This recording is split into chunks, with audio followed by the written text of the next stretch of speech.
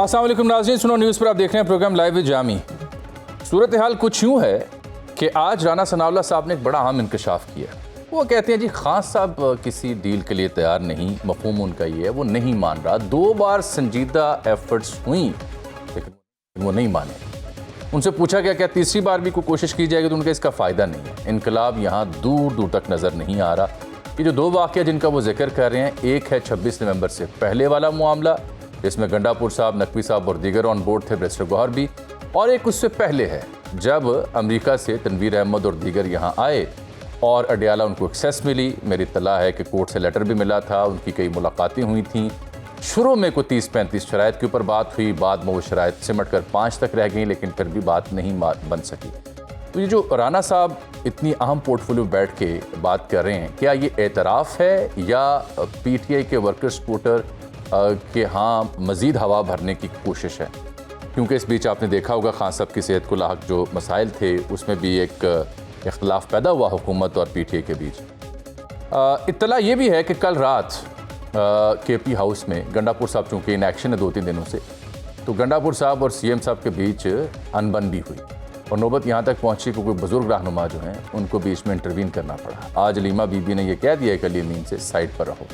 अली अमीन साहब की जो एंट्री है वो फ़िलहाल की जो क़यादत है उसे पसंद नहीं आई। अली अमीन ने पिछले 2-3 दिनों में जो इंकशाफात किए वो आपने देखे होंगे, और वो तो कह रहे हैं जी हमने हाथ जोड़ के कहा था फैमिली को कि हमें एफ़र्ट्स करने दें, खान साहब को बाहर आने दें। तो ये एफ़र्ट्स कामयाब क्यों नहीं हो सके, ये सबसे अहम सवाल है। कौन इसकी रुकावट बना? फिर जो इलाज मुआवजे के ताल्लुक है उसकी जो रियल पिक्चर है वो आपने नकवी साहब की प्रेस कॉन्फ्रेंस, सलीमा बीबी, बैरिस्टर गौहर, सलमान अकरम राजा के बयान सुन के समझ आ गई होगी। अवामुन्नास साहब बहुत समझदार हैं, उन्हें पूरी पिक्चर समझ आ चुकी है हुआ क्या है। लेकिन इस सब के बावजूद अहले खाना में से किसी एक या किसी एक ज़ाती मुआलिज को एक्सेस ना मिलना अभी तक काबिल तशवीश अमर है। दूसरा जो मुद्दा है वो अब धरने ख़त्म हो गए हैं। KP में तमाम पॉइंट्स को क्लियर कर दिया गया है और पार्लियामेंट का धरना भी ख़त्म हो गया है। अलामा साहब तो कहते खुशी है कि रमज़ान शुरू हो चुका है। सुहेल आफरीदी साहब ने अलबत्ता एक इमरान खान की रिहाई के लिए रिहाई फोर्स के क़याम का ऐलान किया है, जो ईद के बाद वो कहते हैं हलफ लेंगे, यानी ईद तक इसका मतलब है सूरत हाल जूं की तूं चलेगी। इस सब पर बात करने की और बिलखुसूस प्रोग्राम के आखिर में कौमी खेल हॉकी के साथ जो खिलवाड़ हो रहा है उसका ज़रा पोस्टमार्टम करेंगे तफसील के साथ, फैक्ट एंड फिगर के साथ। आज मैंने अपने पहले से चंक में ज़हमत दी है सीनियर सियासतदान जनाब फवाद चौधरी साहब को। चौधरी साहब बहुत शुक्रिया आपके कीमती वक्त का। हज़रत, you had also been privy to these developments जो माजी में हुई। सबसे पहले तो मैं समझना चाह रहा हूँ ये 2 कोशिशें जिनका जिक्र राना साहब कर रहे हैं, ये कब कब हुई होंगी आपकी नज़र में और इसमें कामयाबी क्यों ना हो सकी? बात है जो शरायत हुकूमत कह रही है इमरान खान को, उसके ऊपर अगर उन्होंने मानना होता तो गिरफ्तारी ना होते। देखिए ना, अगर उन्होंने नवाज शरीफ साहब की तरह बाहर जाना होता या उन्होंने अपनी पॉलिटिक्स सरेंडर कर देनी होती तो फिर उन्हें इतनी ज्यादा कुर्बानियां देने की क्या जरूरत थी। PTI के दर्जनों लोग जो शहीद हुए सारे अमल में, उसकी क्या जरूरत थी। 34,000 आदमी जेलों में गया है बशमूल हमारे। तो ये सारा जो एक कष्ट उठाया है, ये जो सारा एक इतनी तकलीफ उठाई है तरीके इंसाफ ने, इमरान खान ने, तो वो क्यों 3 साल के बाद वो कैसे सरेंडर कर देंगे? तो देखिए, पहली बात तो ये है कि ये तो एक तयशुदा बात है ना कि इस तरह की डील जिस तरह की नवाज शरीफ साहब को ऑफर हुई है या जिस तरह की इससे पहले जो है वो होती नहीं है, उस तरह से जाहिर है इमरान खान वोट नहीं करेंगे। और जो एक फिर एंगेजमेंट है, इसलिए आपको याद होगा कि मैंने सबसे पहले ये जो एंगेजमेंट का टर्म है सबसे पहले मैंने इस्तेमाल किया था, आपने उसके ऊपर वीलॉग भी किया था जी। मैं इसलिए कहता हूं कि आप डील को छोड़ दें, आप एंगेजमेंट की बात करें। बिल्कुल बिल्कुल। हुकूमत की जो प्रॉब्लम है असल में, आज मैं देख रहा था आसमा शिराजी की भी ट्वीट थी। आसमा कह रही है कि वो अब PTI जो है वो धरने की सियासत छोड़ दे और पार्लियामेंट की सियासत करे। और भाई ये तो PTI के इख्तियार में तो नहीं है, ये इमरान खान के इख्तियार में तो नहीं है।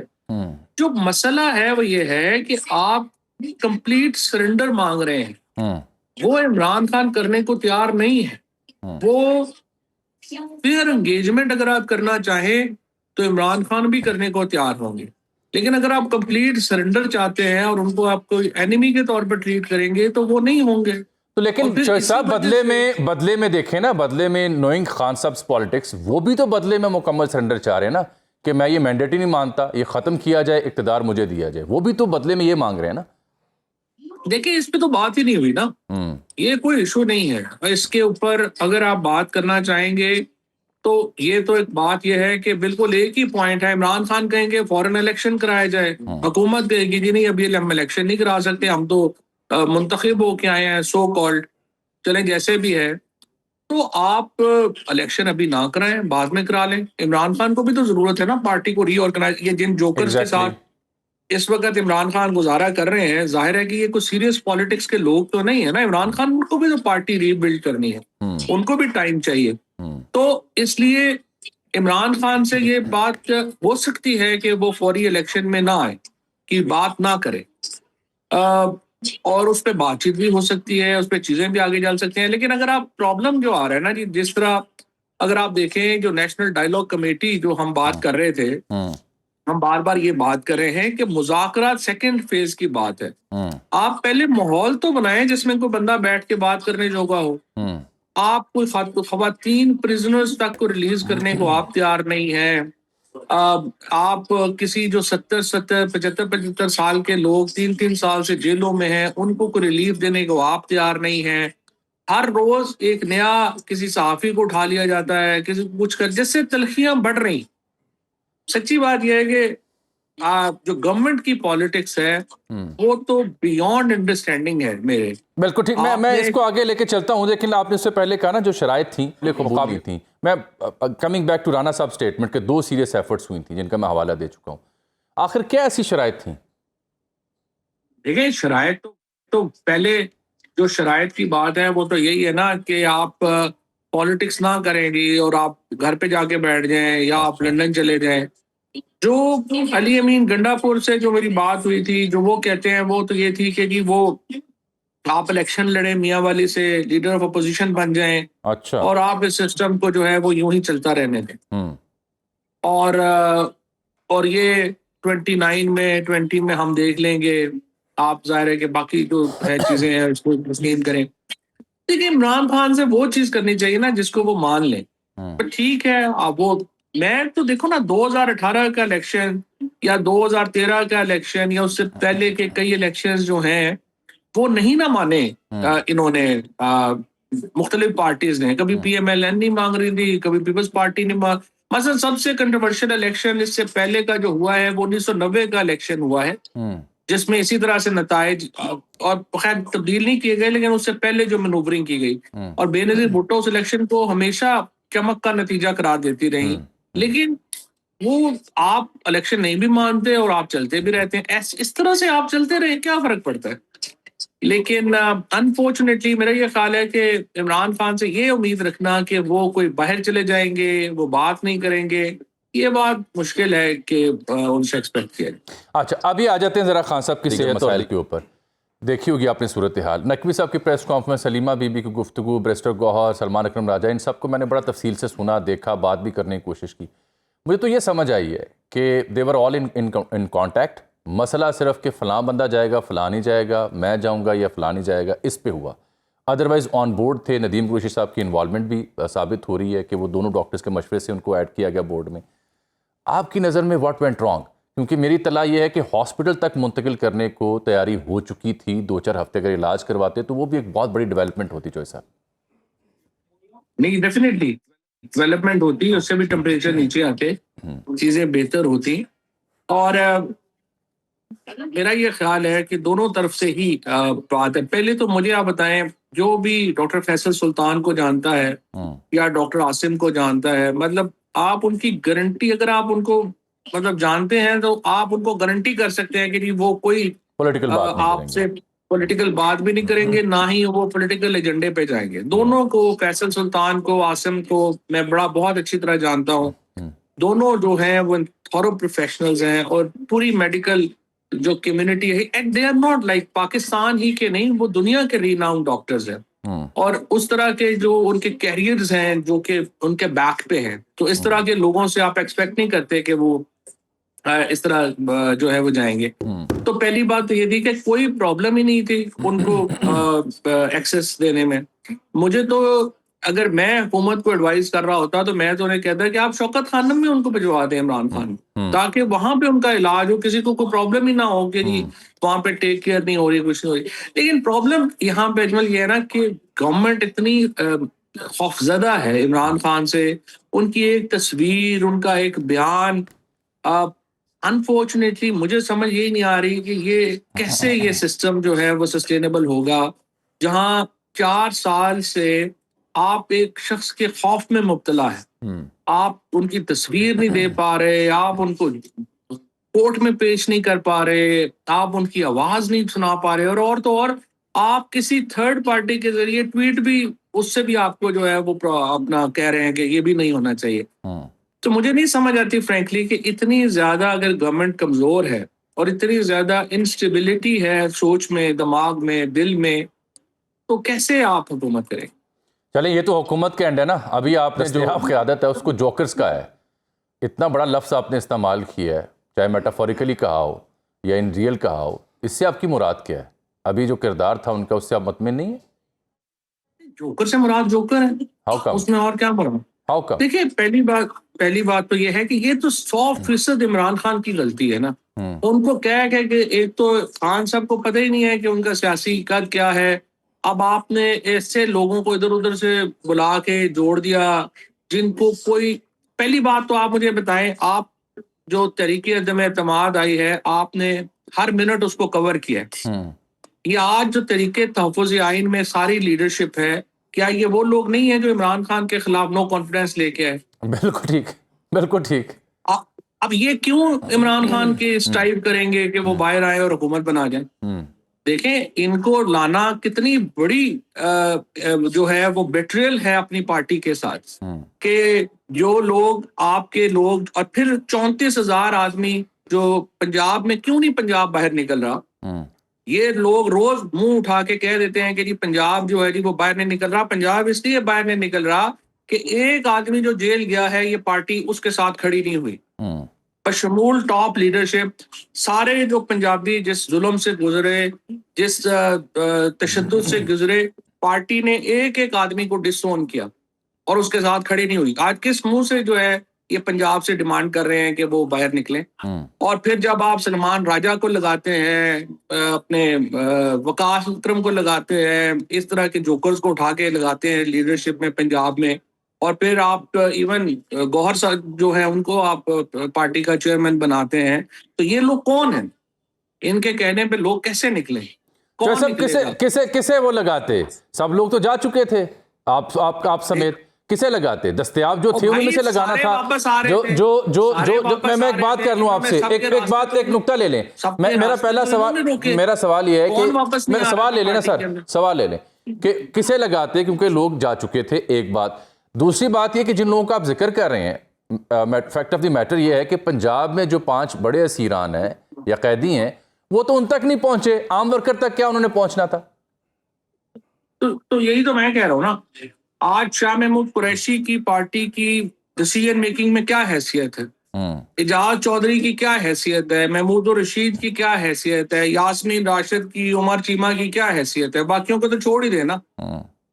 आप ये जो हमाद अजहर, असलम इकबाल, किसी को अच्छे लगे या बुरे लगे, जो उन बेचारों के साथ हो गया है, यानी 3 साल बिजनेसेस तबाह हो गए, चीजें तबाह हो गई, किसी ने उनको पूछा नहीं वापस जाके कि भाई आप बताइए, क्या आपका क्या ख्याल है, कैसे होना चाहिए, क्या होना, कैसे करना चाहिए?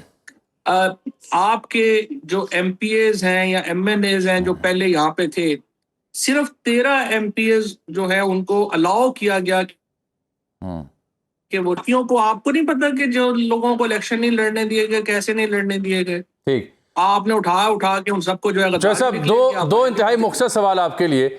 एक तो ये कि मुझे लग रहा है महीना ताखिर का शिकार पीटीआई का। सीएम साहब ने कहा जी रिहाई फोर्स के क़याम का ऐलान कर रहा हूं मैं, धरने हो गए खत्म। कैसी ये चाल आपको लगी, ये ऐलान जो है? इस पीटीआई ने क्या कर, देखिए पाकिस्तान में पीटीआई इस हुकूमत के लिए कोई प्रॉब्लम नहीं है, ये बात आप जहन में रखें। तरीके तहफ़्फ़ुज़ आइन इस हुकूमत के लिए कोई प्रॉब्लम नहीं है। इस हुकूमत का जो सबसे बड़ा प्रॉब्लम है वो दो चीजें हैं। इमरान खान की पॉपुलैरिटी एक प्रॉब्लम है, जो छोटा प्रॉब्लम।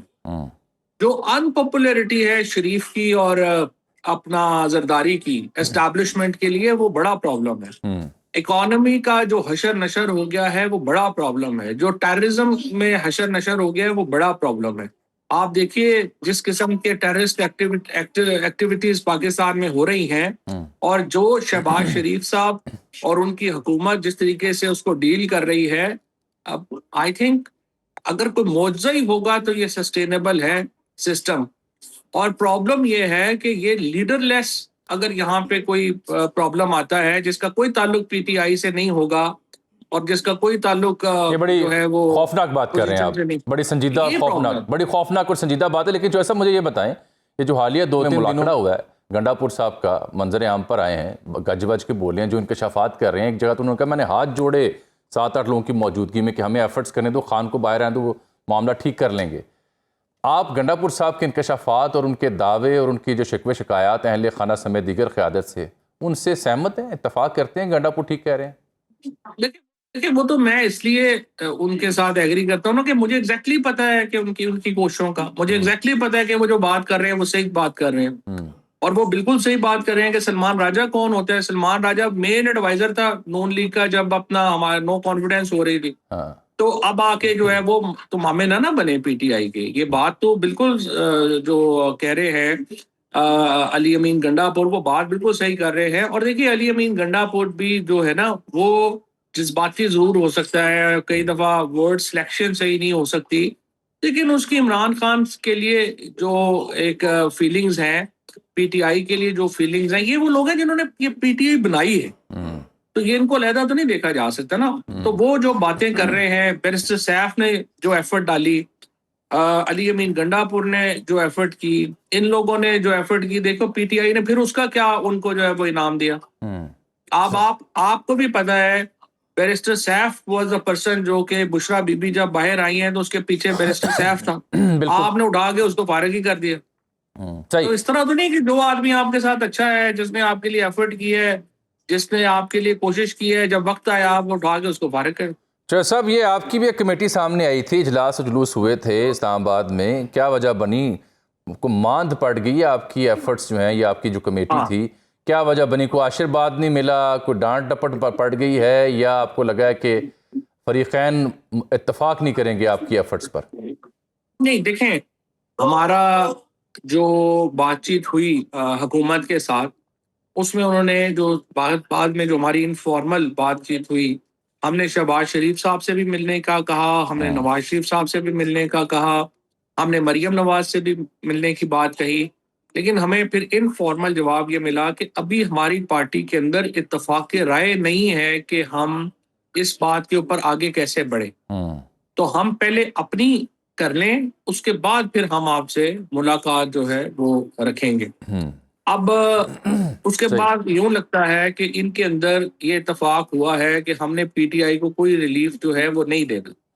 तो देखिए, जब तक आप पॉलिटिकल प्रिजनर्स को कोई रिलीफ नहीं देते, हमें दरमियान में किसी जगह पे ये भी कहा गया कि इमरान खान साहब से भी मिल लें, तो हमने कहा उनसे मिलके करेंगे क्या? देखिए ना, यहाँ पे ये तो कहते हैं इमरान खान से रोज मिल लें। इमरान खान के पास जाने का तब फायदा है जब आपके हाथ में कुछ हो, जब आप उनको कह सकें कि गवर्नमेंट ने ये किया है। एक आप अहम बात कर रहे हैं, यानी आप लोगों के प्लेटफॉर्म को ऑफर हुई कि वो खान साहब से मिल सकते हैं? जी जी जी जी। और ये माजी करीब की बात कर रहे हैं आप? जी जी, माजी करीब की बात कर रहा हूँ। और जब लेकिन हमने यही समझा कि उनसे मिलने का अभी जो है वो फायदा नहीं है, जब तक हमारे पास कुछ नहीं हो, हमें उस तरह से मिलने का जो है वो फायदा नहीं। अभी भी हम तो इंतजार ही कर रहे हैं, देखते हैं कि ये किस तरह से बात आगे बढ़ती है। और अगर पॉलिटिकल प्रिजनर्स को रिलीफ देते हैं, फिर ये बात जो है वो हम आगे लेकर बढ़ाएंगे। अगर दोनों फ्रीकैन नहीं चाहते को बात करना, तो देखें मैं और आप जबरदस्ती तो नहीं कर सकते। बहुत बहुत शुक्रिया जनाब फवाद चौधरी साहब, आपने वक्त दिया हमको। ये चौधरी साहब का मौक़िफ़ था, अब हुकूमती साइड का मौक़िफ़ भी लेते हैं। खुर्रम दस्तगीर साहब के सामने भी ये सवाल रखेंगे कि ये जो राना साहब ने कहा कि 2 बार कोशिश हुई, खान साहब नहीं माने, इसका मतलब क्या है और क्या मज़ीद एफर्ट का इम्कान अभी बाकी है? एक ब्रेक के बाद। प्रोग्राम में एक बार फिर से आपको खुशामदीद कहते हैं। अभी हमें ज्वाइन कर रखा है सीनियर सियासतदान जनाब इंजीनियर खुर्रम दस्तगीर साहब ने। उनसे हम मुल्क की सियासत पर बात तो करते हैं, लेकिन जब भी उनसे नशिस्त की बदलते बैनुल-अक़वामी मंजरनामे पर भी उनकी राय से हम मुस्तफ़ीद हुए हैं। इंजीनियर साहब, बहुत शुक्रिया आपके कीमती वक्त का। अभी तो मैं सर-ए-दस्त जारी बात है जो मुल्क की सियासत है, खान साहब की सेहत, हुकूमती एफर्ट्स, आजकल इंकशाफात का सीज़न चल रहा है, चाहे साबिक CM गंडापुर हों या नकवी साहब की प्रेस कॉन्फ्रेंस हो या फिर उनकी बहनों का जिक्र हो।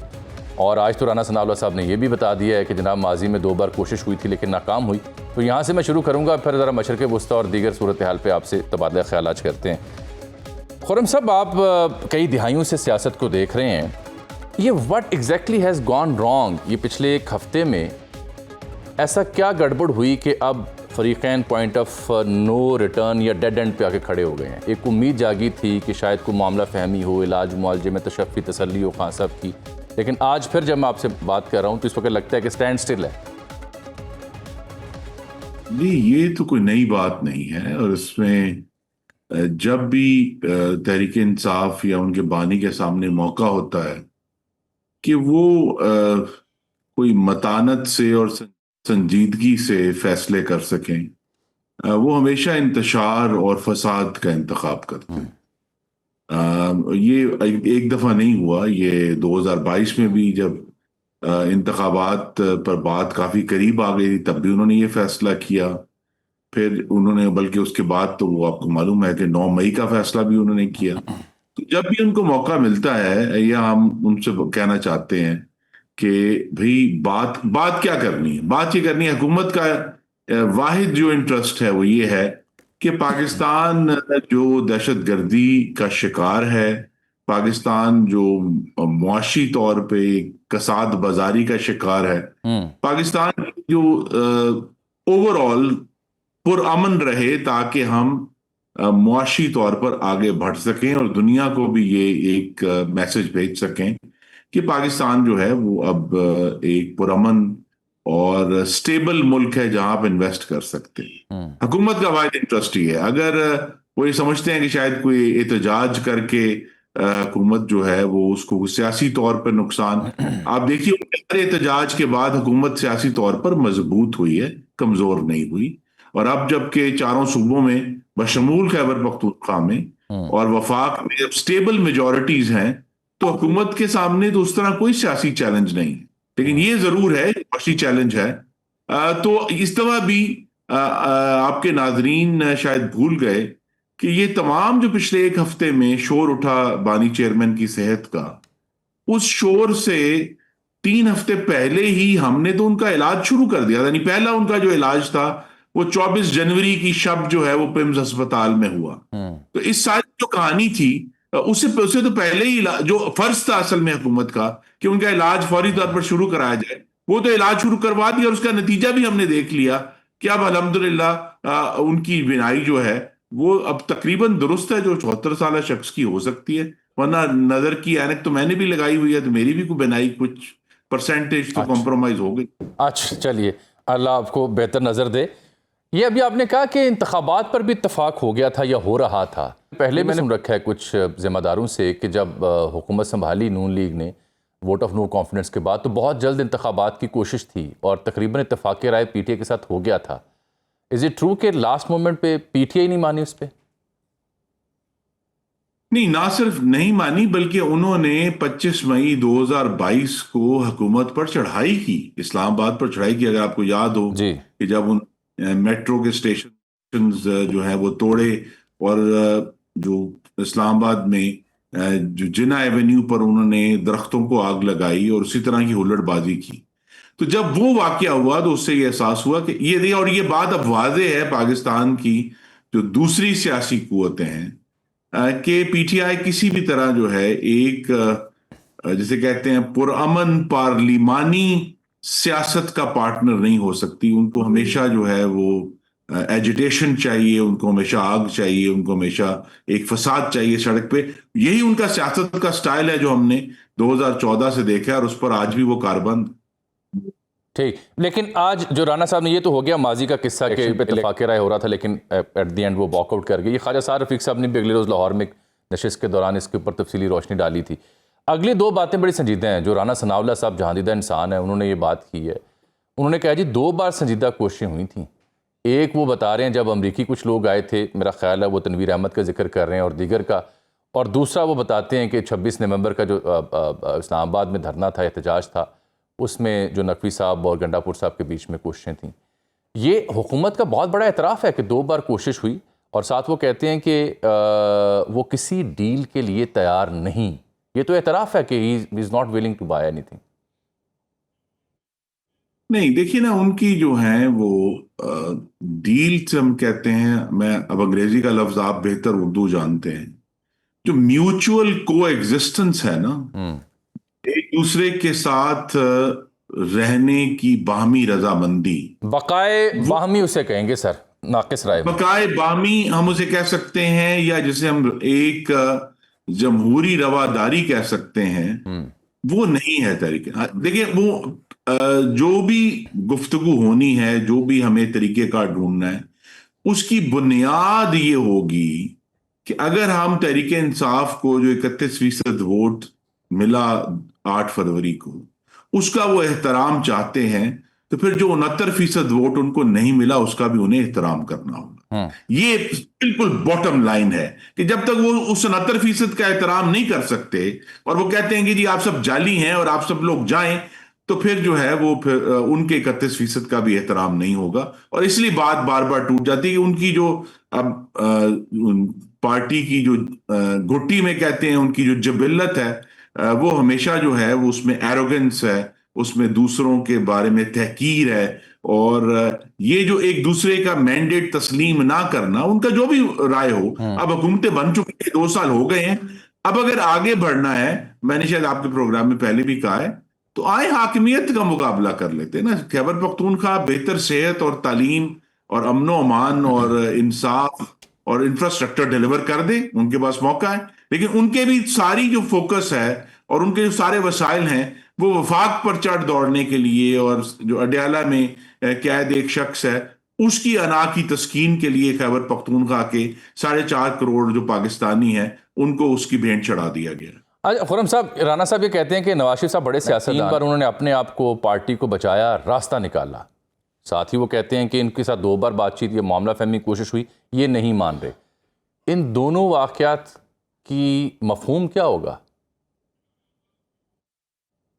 ये मफहूम ये होगा कि हम जिन्होंने बड़े जख्म खाए हैं, पीटीआई के हाथों भी बहुत जख्म खाए हैं, मोहम्मद नवाज शरीफ ने भी बहुत जख्म खाए हैं, उसके बावजूद हमें ये एहसास है, जिस एहसास के तहत 2006 में हमने शहीद बेनज़ीर भुट्टो के साथ मीसाक जमहूरियत किया, कि पाकिस्तान में हमें आगे लेकर चलना है इस मुल्क को आईनी बुनियाद पर, तो फिर एक दूसरे को बर्दाश्त करना होगा, और एक दूसरे को बतौर एक, हम मुखालिफ तो कह सकते हैं, लेकिन हम ऐसा दुश्मन ही समझ सकते हैं जिसे हमें डिस्ट्रॉय करना है। वो दुश्मन हिंदुस्तान है।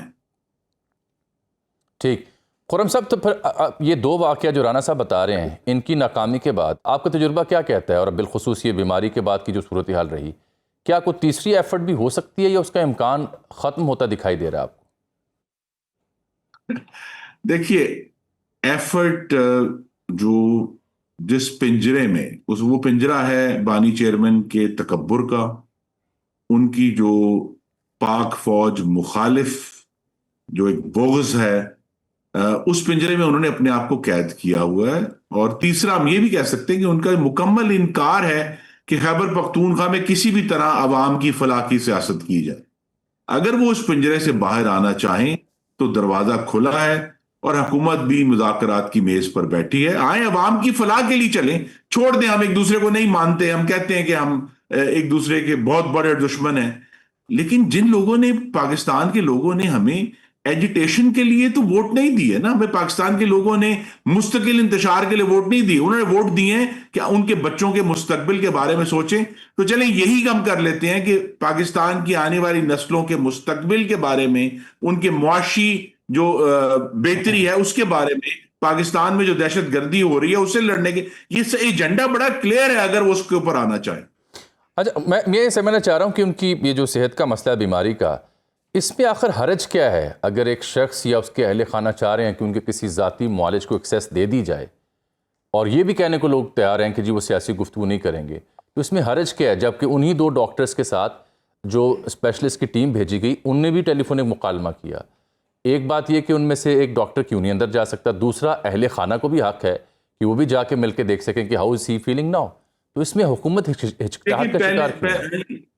देखिए, इसमें पहले तो मैं बड़े अदब से दुरुस्त की करूंगा कि पीटीआई के सेक्रेटरी जनरल सलमान अकरम राजा साहब ने ये एतराफ़ किया है कि डॉक्टर नवीद कुरैशी का नाम उन्होंने तजवीज़ किया था, जो कि खान साहब के ज़ाती मुआलिज आंखों के डॉक्टर नहीं हैं। तो लिहाजा जो उनके आंखों के डॉक्टर जिन्होंने उनका नाम दिया, उनसे पूछकर जो है उन्होंने डॉक्टर नवीद कुरैशी, जो कि एक निजी अस्पताल, जो बहुत बड़ा अस्पताल है रावलपिंडी में, सिर्फ आंखों के मुतल्लिक है, उसके जो एक डिपार्टमेंट के सरबराह थे, उनका नाम दिया गया और इसलिए डॉक्टर नवीद कुरैशी होते हैं। उन्होंने वो रिपोर्ट भी लिखी, उनकी लीड उन्हीं की थी और सारी जो एविडेंस है वो भी उन्होंने ही दी है। तो ये कहना कि जी हमारा जाती नॉलेज नहीं था, उन्होंने जब पूछा गया कि जी किसको आप चाहते हैं, उन्होंने कहा जी डॉक्टर नवीद कुरैशी को, तो डॉक्टर नवीद कुरैशी को एक्सेस दे दी गई। और जो गुफ्तगू आई थिंक बहुत सारे हकाइक जो हैं वो वजीर दाखिला मोहसिन नकवी ने सामने रख दी हैं। तो ये कहना कि जी हमारे किसी जो है वो जाती नॉलेज को एक्सेस आपके जाती नॉलेज से पूछा गया कि भाई आप किस आंखों वाले डॉक्टर पे यकीन करेंगे, उन्होंने कहा जी ये वाला ठीक है, तो उसको एक्सेस दे दी गई। अब भी अगर मेरी तवक्को यही है कि इससे, चूंकि ये बीमारी वाला जो सारा मफरूजा है ये जामी साहब झूठा निकला है ना, ये बीमारी जो है उसका इलाज तो 24 जनवरी को शुरू कर दिया गया था। उसके बाद देखिए ना, ऑब्जेक्टिवली कोई चीज नहीं हुई, सिवाय ये कि बहुत शोर उठा, उसके ऊपर एहतजाज हुए, उसके ऊपर सबसे ज्यादा नुकसान किसका हुआ है? खैबर पख्तूनख्वा में रहने वालों का, जिनकी सड़कें बंद कर दी और 10 शहरी जो हैं वो उन सड़कों पर अपनी जान दे गए। ठीक, अच्छा, मैं जाने से पहले सर एक और बड़ा अहम मुद्दा है। कल परसों से मैं देख रहा हूँ कि कुछ ब्लॉगर्स ने और कुछ सोशल मीडिया एक्टिविस्ट ने ये खबर दे रखी है, ये उनकी राय है कि जो पाकिस्तान और सऊदी अरब के बीच म्यूचुअल डिफेंस डील हुई, उसके तनाजुर में शायद पाकिस्तान ने फ़ौजी दस्ते सऊदी अरब भेजे हैं और फ़ौजी दस्ते पहुँच चुके हैं। आपका चूँकि ताल्लुक भी है डायरेक्टली इन मामला से, तो ऐसी कोई तस्दीक या तरदीद आप कर सकते हैं? देखिए, जो नया मुआहिदा है, मेरी तमाम मालूमात है, उसके तहत अभी कोई पाकिस्तान की तरफ से नई पेशकश नहीं हुई। ठीक, ये आपको बता सकता हूँ 1982 से एक हमारा पुराना मुआहिदा भी है, जिसके तहत बहुत अरसे से पाकिस्तानी फौजी सऊदी अरब की सरहदों की हिफाजत में अपना हिस्सा डालते हैं। तो वो एक मखसूस तादाद वहां ऑलरेडी मौजूद है, वो नए मुआहिदे के तहत नहीं है। ठीक, बहुत बहुत शुक्रिया जनाब खुर्रम दस्तगीर साहब। इस मामले में बता रहे थे कि मखसूस तादाद 1982 से ऑनवर्ड जरूर मौजूद है, नए मुआहिदे के तहत कोई नई नफरी वहाँ अभी नहीं गई। नाज़रीन, प्रोग्राम में यहाँ ब्रेक, और ब्रेक के बाद एक ऐसा मौजू जो यकीनन जिसने आपकी तबीयत को परेशान कर रखा है कि कौमी खेल है हॉकी, उसके साथ जो खिलवाड़ हो रहा है उसकी दास्तान आप तक पहुंचानी है एक ब्रेक के बाद। प्रोग्राम में एक बार फिर से आपको खुशामदीद कहते हैं। कौमी खेल हॉकी, 4 वर्ल्ड कप जीते हुए अनगिनत एजाज़ात हैं इस टीम के पास, जो हमारा कौमी खेल है जिसे हॉकी कहते हैं। इसका ये हाल हो गया है कि ऑस्ट्रेलिया गई कौमी टीम खेलने के लिए, हॉकी प्रो लीग खेलने के लिए, बड़े अरसे बाद इसने क्वालिफाई किया, और वहाँ जिस हाल में हमारे ये नौजवान खिलाड़ी रहे, एक एक कमरे में कई खिलाड़ी, कोई ज़मीन पे है, कोई दूसरे बिस्तर पर है, ख़ुद से बर्तन धो रहे हैं, खाना पका रहे हैं। जब वहाँ पहुँचे तो किस हाल में थे, बेसर सामानी में सड़कों पर बैठे हुए। पाकिस्तान स्पोर्ट्स बोर्ड कहता है कि हमने इनके लिए 1 करोड़ 5 लाख रुपए के फ़ंड दिए थे पाकिस्तान हॉकी फेडरेशन को, तो वो कहाँ गए? मैनेजर साथ नहीं गया, कोच कहाँ है, सिगरेट पीते हुए कौन पकड़ा जा रहा है? ये हॉकी के साथ क्या खिलवाड़ कर दिया गया है? अजब अलमिया है कि इसके ऊपर बात करते हुए अल्फाज की कमी महसूस हो रही है। क्या हाल हो गया इस खेल का? एक दूसरे पे इल्ज़ाम। अब प्राइम मिनिस्टर ने इसका नोटिस लिया। नोटिस लेते हुए मेरे पास खबर यह है कि ये भी इंदिया है कि मैनेजमेंट फारिग हो सकती है। जो अमाद भट्ट कौमी टीम के कप्तान हैं वो भी फट पड़े। प्लेयर्स को ये धमकी दी गई कि अगर आपने इस बारे में कोई बात की तो मुबैना तौर पर इत्तला आ रही है तो फिर आपको एनओसी नहीं दिया जाएगा, मजीद इवेंट्स नहीं खिलाए जाएंगे। लेकिन लड़के वहाँ पहुँचे तो कोई वाली वारस नहीं था, वापस आते हैं लाहौर एयरपोर्ट तो भी कोई वाली वारस नहीं है। पूरी दुनिया में जग हंसाई का ये समा बना जिस तरह से हमने कौमी खेल के जो नुमाइंदे हैं इस मुल्क के, ग्रीन शर्ट्स के, उनके साथ जो सलूक किया। मैंने आज रहमत दी है हॉकी का एक बहुत बड़ा नाम, पाकिस्तान की सुनहरी तारीख के वो एक सबूत हैं, एक मिसाल हैं। जनाब शहनाज शेख साहब हेड कोच भी रहे, जो विनिंग टीम थी उसका हिस्सा भी रहे हुए हैं। उनसे हम बात करते हैं कि क्या दौर उन्होंने देख रखा है और आज हम क्या दौर देख रहे हैं। शहनाज शेख साहब, आपको इल्म होगा, मैं जो मुद्दा आपके सामने लेके आया हूँ, जो आपको जहमत दी है, यकीनन आप भी बहुत दिल गिरफ्तार होंगे, क्योंकि ये वो तो मिरास नहीं थी जो आप लोगों ने छोड़ी थी। ये हमने क्या हाल कर दिया अपनी हॉकी का, सर आप ही कुछ बताएं। बहुत बहुत शुक्रिया। बिस्मिल्लाहिर्रहमानिर्रहीम। देखिए, सबसे बड़ी बात यह है कि जब यानी कि एक जो गुज़श्ता 20 साल से ये खिलवाड़ हॉकी के साथ हो रहा है और हम ओलंपियन जो है, जो कि 5-6 रह गए हैं जिनको दुनिया जानती है, पाकिस्तान जानता है, और हमने मैनेजमेंट को, पाकिस्तान स्पोर्ट्स बोर्ड को, प्राइम मिनिस्टर को खत लिखे, कमेटियां बनी, सोल्यूशन भी इनका दिया कि इसका सोल्यूशन क्या है, हमने 3 पॉइंट एजेंडा भी दिया। लेकिन प्रॉब्लम यह है कि यहाँ पाकिस्तान में जो है अकाउंटेबिलिटी का जो है वो कॉन्सेप्ट ही कोई नहीं ना, यानी कि क्योंकि सबसे बड़ी चीज यह है कि पाकिस्तान को जो हॉकी को बर्बाद जो किया ना, वो सियासी लोगों ने और उसके बाद गैर सियासी मजबूत लोगों ने, और प्लस हमारे ओलंपियन जो है, जो कि वो पिछले बेंच वाले ओलंपियन है, उन्होंने खराब किया इसको। अब ये देखें कि जब पहली लेग हुई है प्रो लीग की जो बात कर रहे हैं आप, अब अर्जेंटीना में 20 गोल जो है वो अपना टीम ने खाए। तो मैं अभी परेशान था कि मैं, क्योंकि 2024 तक मैनेजर था, तो मैंने कहा कि 20 गोल, ये 20 गोल नहीं खा सकती। तो जब ये ऑस्ट्रेलिया का जो है ये पंडोरा बॉक्स खुला, फिर मुझे पता लगा कि ये लड़के जो हैं, उनको देखो ना, स्पोर्ट्समैन जो है एक बड़ा सेंसिटिव एक होता है, मजबूत भी होता है, सेंसिटिव, क्योंकि जब तक उसको इन्वायरमेंट ना दीजिए, अच्छी है कंड्यूसिव इन्वायरमेंट ना दीजिए, फाइनेंशियल तौर पर उसको ना किया जाए, तो वो जो है परफॉर्म नहीं कर सकता। तो क्योंकि सबसे बड़ी चीज है कि ये प्रो लीग ये है, ये सबसे बड़ा टूर्नामेंट है, इसमें दुनिया की 8-9 टीमें हैं जो है वो टॉप। तो ये यहाँ ऑस्ट्रेलिया में जो कुछ हुआ, ये आपके इल्म में भी प्लेयर्स ने कोई बात लाई होगी, वहां हुआ क्या है? यकीन करें कि मैंने कप्तान जो है उसकी जो मैं सुनी, यानी कि अपना, और ख़ास तौर पे मैंने ये कहा कि ऑस्ट्रेलिया में जो है पाकिस्तान यानी कि बेहतर परफॉर्म करेगा, लेकिन वो जब पता लगा कि भी लड़के जो हैं वो 5-5 कमरों में हैं और वो जो उसके के मुताबिक ये खुद अपना काम खुद भी कर रहे हैं, तो जब आपको जो है कंड्यूसिव इन्वायरमेंट नहीं दी जाएगी तो फिर रिजल्ट तो ये आएगा आपका, यानी कि ना। तो ये जो है सबसे बड़ी चीज ये है कि इसमें सबसे बड़ी जो है वो फेडरेशन, तो आपको होता है 15-20 साल से चिपटे हुए हैं, और ये कभी कोई आ जाता है, कभी कोई आ जाता है, कभी कोई आ जाता है। लेकिन ये अरबाब इख्तियार को देखना है कि पाकिस्तान में अगर प्रूव करना है किसी चीज को, तो right man for the right job के लिए उसको कॉन्सेप्ट करे, और ऐसे टेक्नोक्रेट हैं जो विजनरी भी हैं, ऑनेस्ट भी हैं, और जिनके पास प्लान भी है। तो ये पाकिस्तान जो है, स्पोर्ट्स हॉकी जो है हमारी जो है वो ब्लड में है। हॉकी ठीक हो सकती है, कोई ऐसा मसला नहीं, लेकिन सबसे बड़ी चीज है कि ऑनेस्टी हो, खौफ खुदा हो और विजन हो, यानी कि, और प्लस जो है फंडिंग के लिए कोई मैकेनिज्म। मैंने 3 मेरे पास पॉइंट है, हमने लिख के दिए हुए थे। एक तो ये था कि फंडिंग रेज करनी है, किस तरह करनी है, जो कि बड़ा मसला है। दूसरा ये है कि डोमेस्टिक स्ट्रक्चर को किस तरह इंटरनेशनल लेवल पे लाना है। तीसरा ये है कि कॉन्स्टिट्यूशन जो अमेंडमेंट, ये अगर 3 काम जो है को सिंसियर कर ले तो हॉकी दोबारा उठ सकती है। शेख साहब, मुझे आपसे सिर्फ एक बात समझनी है। मैं अगले रोज झलकियां देख रहा, एक मैच था इंडिया के खिलाफ, हसन सरदार लेके जा रहे हैं गेंद और वो 5 खिलाड़ियों को बीट करते हैं। गेंद उनकी हॉकी के साथ ऐसे थी जैसे ग्लू के साथ चिमटी हुई है, और 5 खिलाड़ी जो इंडिया के थे वो उनको नहीं रोक सके, एक बार भी डिफ्लेक्शन भी नहीं कर सके, वो सीधा गोल करके आए।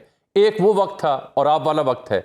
अब ये 20-20 जो गोल खा रहे हैं, क्या टैलेंट खत्म हो गया है या खिलाड़ी डिमोरलाइज हो गए हैं? और फिर इतना बड़ा नाम बैठा हुआ है पाकिस्तान में हॉकी के ऊपर, तो बंदा ही नहीं है हमारे पास कोई।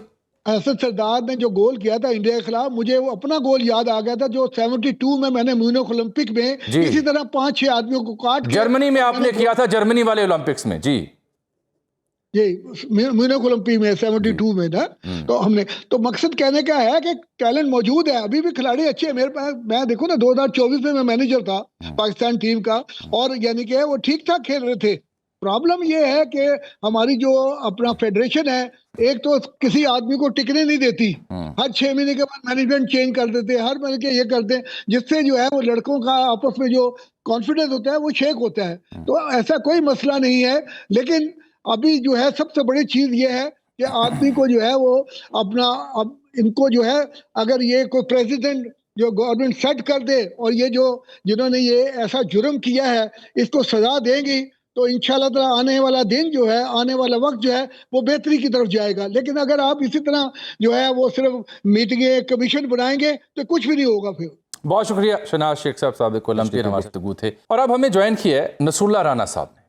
आप हैं director admin Pakistan sports board में। उन्हें हमने जहमत इसलिए दी कि हॉकी फेडरेशन से बात की जाए तो वो कहते हैं जी स्पोर्ट्स बोर्ड ने फंड्स नहीं दिए, लड़के इसलिए बेसरुपा वहाँ पे बैठे हुए थे फुटपाथ पे ऑस्ट्रेलिया में, होबार्ट जब पहुँचे ऑस्ट्रेलिया, ना मैनेजर साथ है, मफलूकुल हाली है, ख़ुद खाना पका रहे हैं, बर्तन धो रहे हैं, कपड़े धो रहे हैं, एक एक कमरे में 4-4 खिलाड़ी हैं।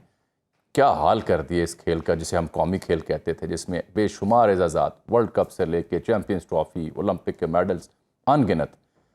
लेकिन उसके साथ जो खिलवाड़ हुआ उस पर बात करने के लिए मैंने जहमत दी है नसरुल्लाह राना साहब, क्योंकि पहले शहनाज शेख साहब की कहानी तो आप सुन चुके हैं।